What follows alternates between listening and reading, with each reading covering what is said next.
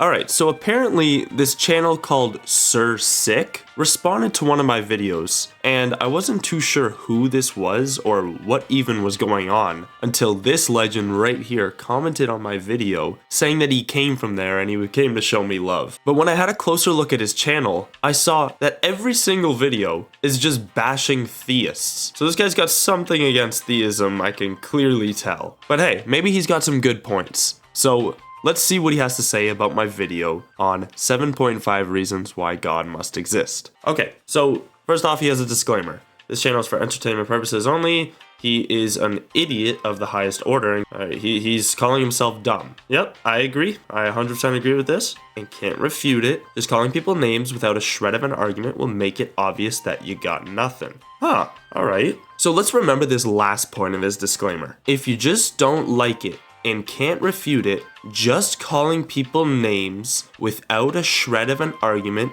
will make it obvious that you got nothing. Alright, let's see if he holds to this standard. Pause to read? Well, first off, bold of you to assume I know how to do that. Maybe I have someone to interpret these weird symbols for me. And second, why didn't you just say this shit? Okay. Hang on. Why didn't I just say my disclaimer? If we go back to the first second of your video, why didn't you just say this? Also, I forgot to mention, before I go into my refutation of his refutation of me, let's play a little game. So what I'm gonna do is I'm gonna put a substantiation counter, and I want you guys to count how many times Sir Sick substantiates any of his claims to an objective truth standard. And then at the end of the video, I'm gonna reveal that counter, and we're gonna see how close you were to that number. All right, let's continue. Alright, within the universe we currently inhabit, but anything that happens outside of our universe is one of them unknowns. You don't know if things outside of space and time, as we understand them, need to have causes at all. You just think that because it's all you know. Seconds in and we're already arguing from ignorance. But to be fair, that is— And in your worldview, what is wrong with arguing from ignorance, even if I was? These types are always arguing from their own staggering ignorance. So, first ad hom. Remember at the beginning when he said, just calling people names without a shred of an argument will make it obvious that you got nothing to say? So he's already attacking my character, he's attacking theism and theists in general with nothing of substance. If I point to a building and I say that nothing created this, you will look at me like I'm silly. If I were to point at this phone and say nothing created this, I would be right because words have definitions, and sometimes those definitions aren't what you expect them to be. So is your definition, or is this definition your objective standard for the word nothing? Or is this a subjective definition? Because obviously you're trying to play word games with me, saying that words have different meanings than sometimes the way people use them. How do you use the word nothing? Did you seriously understand this as the definition of when I said the word nothing? Also, again, that is a building within a universe where that doesn't happen. Like an apologist making a good point. It doesn't happen in our universe that things are created without a creator? So are you telling me that life began outside of our universe? Well, if you were to say that, that would be an argument from ignorance, which is what you accuse me of doing. The same thing were to be is if a waiter at a restaurant comes to me with the dish I ordered, and I say, wow, what a wonderful dish. Crazy how all the molecules just align themselves to make a dish for me. Actually, if you were eating some kind of crystalline substance, they absolutely could do that. So, number one, this guy loves to use Wikipedia as his main source. You'll see it all over his video. Number two, nucleation has nothing to do with the point I just made. Nucleation is way more basic than the concept of a dish prepared and cooked up to perfection for somebody to eat. And if you literally read the example he gave, it talks about nucleation being the process that determines how long an observer has to wait before the new phase or self-organized structure appears. And this is only referring to the beginning of a phase change like solid to liquid, liquid to gas. This has nothing to do with the formation of a dish on a plate that's cooked up. Our universe began around 13.8 billion years ago, where something called the Big Bang happened. First, evolution and atheism have nothing to do with the origins of the universe. Atheism has everything to do with the origin of the universe. It's a theological argument about whether or not our universe has a creator. Then learn about it and strive to understand those claims. And if they do understand them, they tend to accept them because it's fucking true, more or less. It's effing true. Again, what is your objective standard of truth? The Big Bang, according to NASA, is where all matter was created. While that is from a NASA website, I have no idea where you actually found it. I mean, if you just looked, you'll see right here, I said link for this in description. So if you were just in the slightest bit honest, you could find that. Because if you actually know what is said about it, it is after the beginning of the universe. Are you arguing that our universe does have a beginning then? Who created that universe? What created that universe? the Big Bang is the expansion of energy and matter post that energy and matter being formed. I like the way he twists the words of the source that I gave when he says the energy and matter being born. That is not the way that NASA worded it. NASA worded it as the Big Bang creating all matter and energy in the universe. Look at that. Theist dipshit being wrong about something. Who would have thought? Hang on, I'm wrong about something? According to what objective truth standard am I wrong? It being wrong about something. Who would have thought? Now, for something to be created, it must have a creator. In order for a universe to be created, it must have a creator is an assertion based on literally nothing. Now I see the reason why he used the word born rather than created for matter is because he saw this claim coming from myself where I said, if something is created, it must have a creator. I'm talking about the matter and energy in our universe. So in our observable universe, if matter and energy were created, or if they were born, what birthed them? If they were created, what created them? It's a pretty simple question, and this guy goes to great lengths to avoid answering the question. In order for a universe to be created, it must have a creator is an assertion based on literally nothing. And an assertion based on literally nothing is saying that the universe was created by nothing.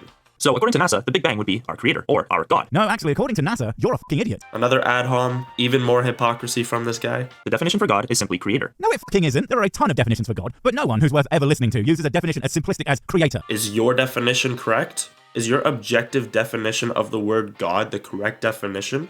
And if you say there are multiple definitions for God, you're borrowing from each and every worldview, which is the exact example I gave for this when I said, if you disagree with this definition, you are most likely borrowing the definition of God from the Christian worldview. If he's saying there are thousands of definitions of God, he is picking and borrowing every definition from every worldview, which he does not subscribe to. So which definition of God do you use? He never gave one. Atheists like to say, oh, I don't believe in God, but they don't even know their own definition for God. But no one who's worth ever listening to uses a definition as simplistic as creator, because we already have a word for that. It's creator, you jackass. Theon? Again, another ad hom, but the word creator means creator?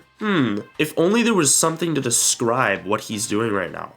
Oh, circular reasoning. The word chair means chair, Sir Sick. The word theist means theist. The word moron means moron. The word has means has. Understand the issues with this? Words have definitions, and those definitions are comprised of other words. So for me to say God means creator is completely logical. For you to say creator means creator is completely circular. The only reason I can think of to use such a simplistic definition is because you are intentionally trying to strawman the people disagreeing with you. Stop it. And you're strawmanning my position by not addressing the exact arguments I'm making. And a creator is something or someone that creates. Well, what about humans who create things? Does that make them gods? According to your stupid f***ing definition, it does. No, it doesn't. Anyone with a brain can see it doesn't. No. I argue that humans actually form things with what has already been created. Oh, blow me. This is just playing word games, not actually making a coherent point. If you understand why I'm playing word games, it's because you yourself, you're not able to understand the words that I'm using, which is why I'm going into detail when I say these things.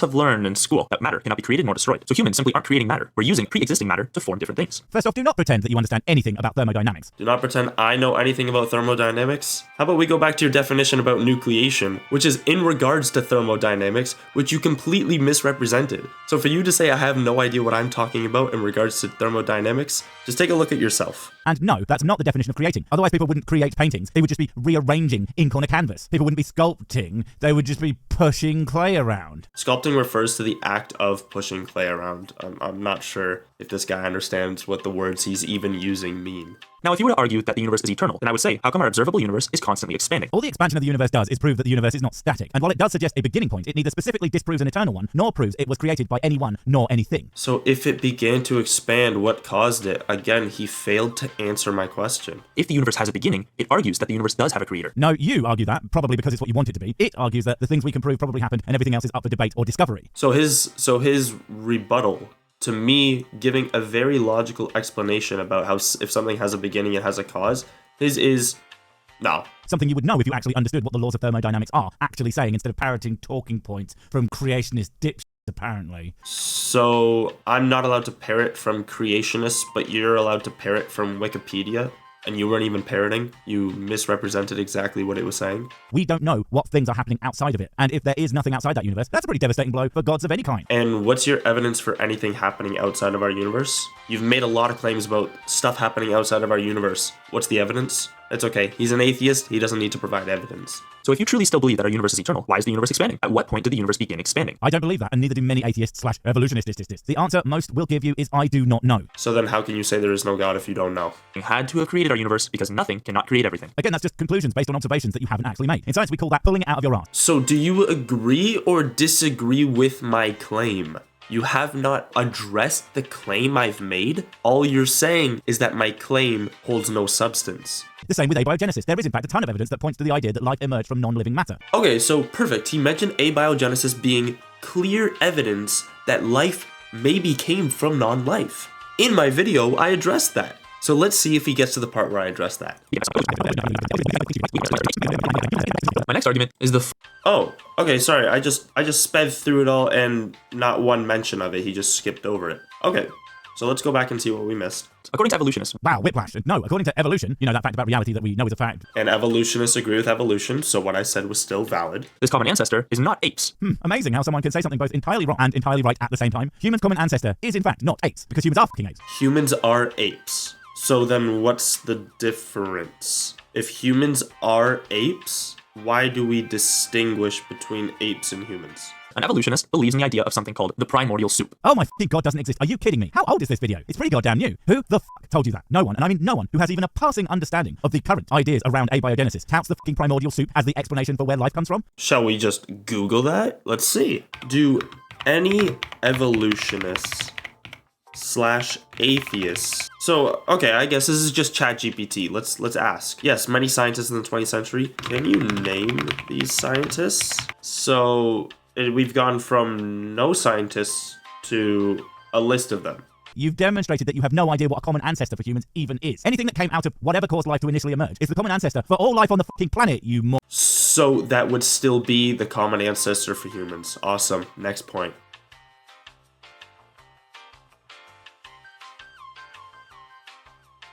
arguments about consciousness, but sure, go ahead. If evolution is true, if there is no God, those two concepts are unrelated, you fucking spanner. Evolution being true is entirely unrelated to whether or not there is or isn't a God. Evolution could be true, and there could be a God. And I never said they were mutually exclusive. If all life comes from a single-cell bacterial organism, is all bacteria conscious? When did that life become conscious? And what gives something consciousness? As far as I understand it, consciousness is simply an emergent property of complex systems. When a life form becomes complex enough, it appears to gain what we think of as consciousness. And no, it doesn't just suddenly happen. It would move through stages of awareness, from me see light to, hunger is happen, go eat, to, wow, remember when that bear tried to kill you by the tree? Should probably avoid that. So again, didn't answer my question. I said, where does consciousness come from? I didn't ask what are the stages of consciousness evolving in humanity. And I asked if bacteria is conscious. He avoided that question.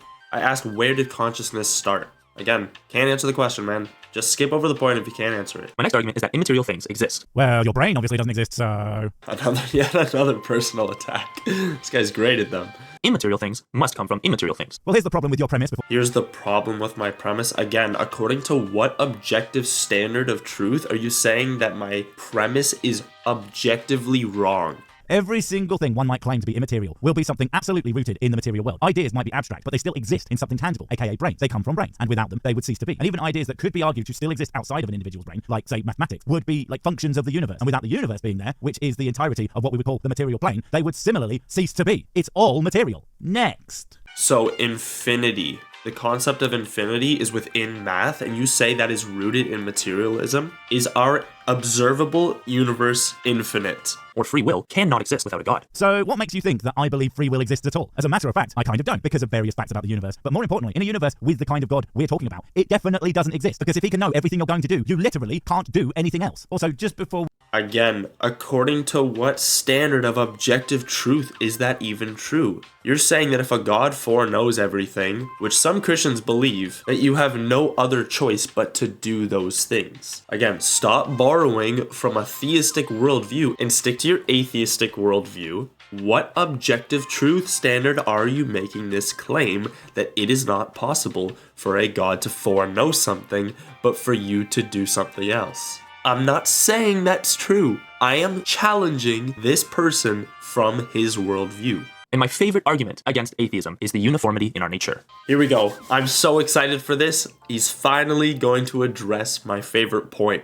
Let's see it happen. I mean that our nature is consistently the same. Not just our human nature, but I'm referring to all nature. Nature as in our materialistic world. Gravity, thermodynamics, molecules, atoms, everything you can think of that has something to do with science is consistent in its properties. Well, yeah, of course nature is uniform. It would be weird if it wasn't. Why would it be weird if nature was not uniform? Again, weird according to what objective standard of truth? For you to say something is weird is the most subjective emotional argument you could have made. Well, I don't think that theism is true because it'd just be weird. Be whatever he wants it to be, but the fact that it works without his necessary input. That is true, and I will concede that I was alluding completely to the biblical God here. But even so, in an atheistic world, why is everything so uniform? I really want him to answer the question, so let's see if he does. It's like he's trying to make it look like he doesn't exist, almost like he don't. So if an atheist ever says, well, I don't believe in God, I believe in science. Well, at least they believe in something that actually is real. Now, I was promised 7.5 Perfect. He's gonna get to it. My whole point is, why is science reliable? What's your justification for it? Let's see if he answers. arguments that do approving of the God-man, so go ahead, make my banana peel. And my final sort of half point. Wait, hang on, I must have skipped over it. Actually is real. Now, I was promised 7.5 arguments that do approving of the God-man, so go ahead, make my banana peel. And my final sort. Oh, so he saw that I made the seventh point, and the whole time in this video he's talking about science, it being a reliable methodology. And the whole purpose of my seventh point was to show that an atheist doesn't have a justification to say why science is reliable, but a theist does. And he skipped over the entire thing. Alrighty, so that's great. So there's not much else to this video. Also, I'm about to reveal the substantiation counter. Let's see how many of you got it right. And it was 0! 0 times in this entire video did Sir Sick substantiate any one of his claims to an objective truth standard. So, Sir Sick, this is a claim that'll probably go unanswered, considering how many videos you've made against theists, which have way more popularity than me. I challenge you to a debate. I challenge you to show that you aren't as cowardly as you make yourself out to be. Please join me. Let's set up a time and a date, and let's show the world the glory of our God, Jesus Christ.